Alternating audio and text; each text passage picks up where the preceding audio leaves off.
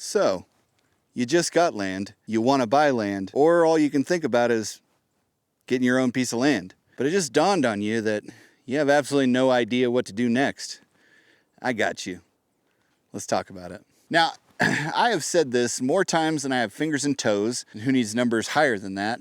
The trick to homesteading is setting up the right systems in the right order so that your homestead takes care of you rather than you using all of your resources and time to take care of it. But a relatively common question I get when I say that is, what does that even mean? To which I generally respond, what do you mean, what do I mean? I mean exactly what I'm saying.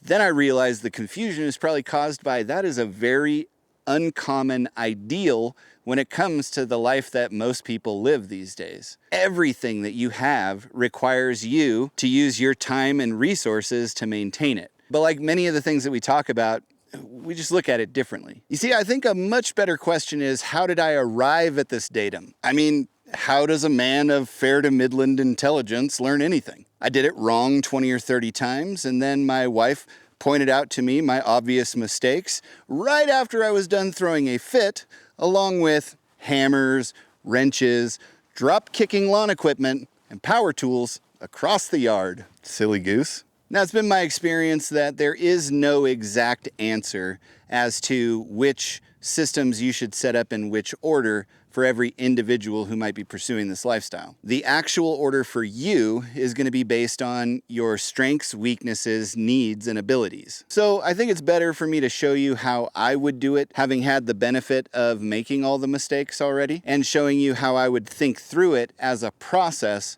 so that you can decide what's going to be best for you. But I can tell you what not to do. I got lots of experience on what not to do.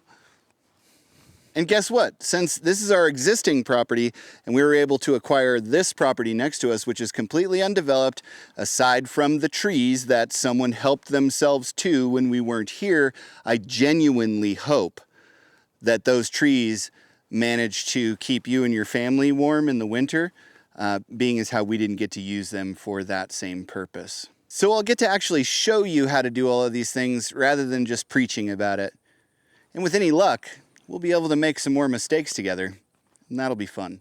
Now, as a side note, I know that this is the point where I'm going to lose a whole bunch of people because those intrusive thoughts are going to be moving in on you saying, I can't do this, I can't afford it, I don't have the 65% down to buy land, this is a pipe dream, the economy, or whatever else is going to pop in on you. But I want to let you know that we acquired the property next to our existing property for half of the price that we paid in 2012 for our existing property. There are solutions, and if this is what you want to do, you can do it, and I'm gonna help you.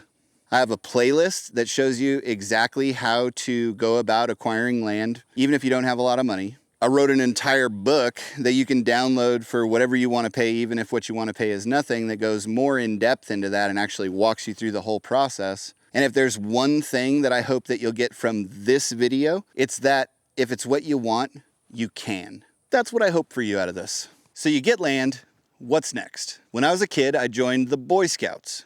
And even though I was asked to never come back after my first meeting because I was disruptive to the learning environment, I was able to collect a very useful piece of information. That bit of information was that you can live for about 3 minutes without air. Given the right circumstances, exposure to the elements can set in about 30 minutes. You can live 3 days without water and 30 days without food. There is a hierarchy of survival needs, but let's face it, unless your plan is to bushcraft it off into the woods, most of the things on that list you're going to have a solution for before you go. So let's see, what's first on that list? Air in the woods or the mountains? Dude, you're gonna have so much air, you're not even gonna know what to do with it all. What's next? Shelter? Anybody that's pursuing this lifestyle is more than likely gonna have shelter sorted out before they go out. They're gonna have a fifth wheel, a travel trailer, a camper.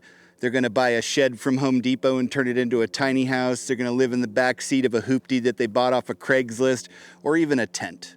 Shelter is one of those things that before you make your final trip to the homestead, you're gonna wanna have sorted out. Water is super important, but there are lots of ways to solve it, especially starting out. You have contacting a local water tender and having them fill up poly tanks on your property and pools and that kind of stuff. Rainwater collection, you've got having a well drilled, you have dropping quarters in the machine at the store to fill up your potable water tanks, throwing an IBC tote in the back of your pickup truck and filling it up when you go to town. What we did was we had a bunch of 5-gallon containers and we found a lake that had a water spigot that was on 3/4 of the year. And we would go every couple of days and fill up all of our water jugs.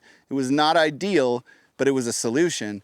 And if you want to see my favorite video that we have ever made, we did an entire documentary about our struggles with water and how we went about solving it over time. And that's over on that other video platform that rhymes with glue schloob.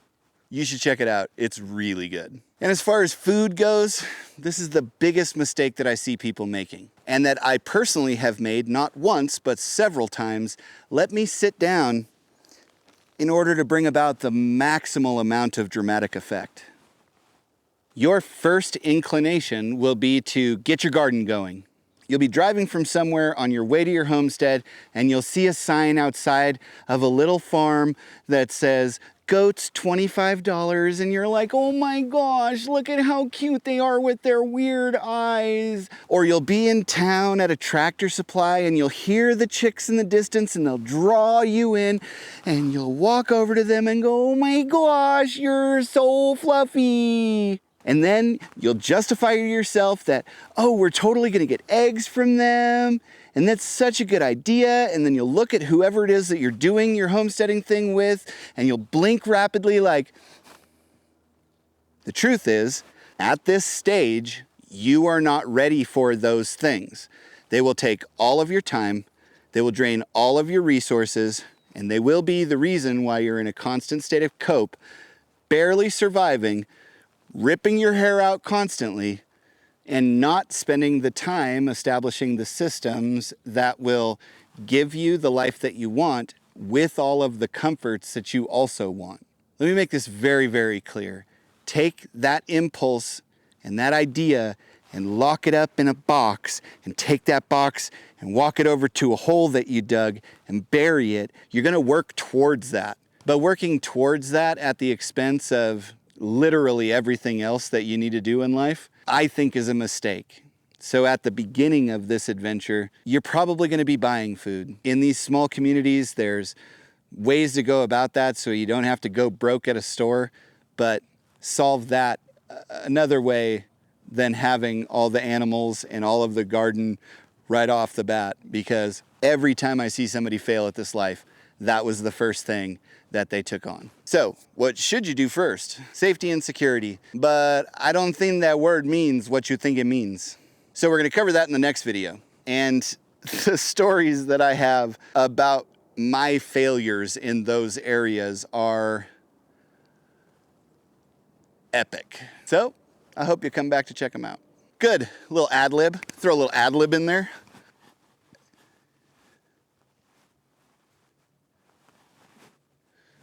Those numbers were not in sequential order. All right. I'm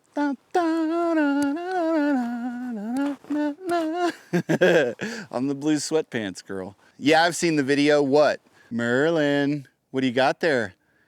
Is that a piece of a bird you found? Living that dog's life? Okay, bud, you do you.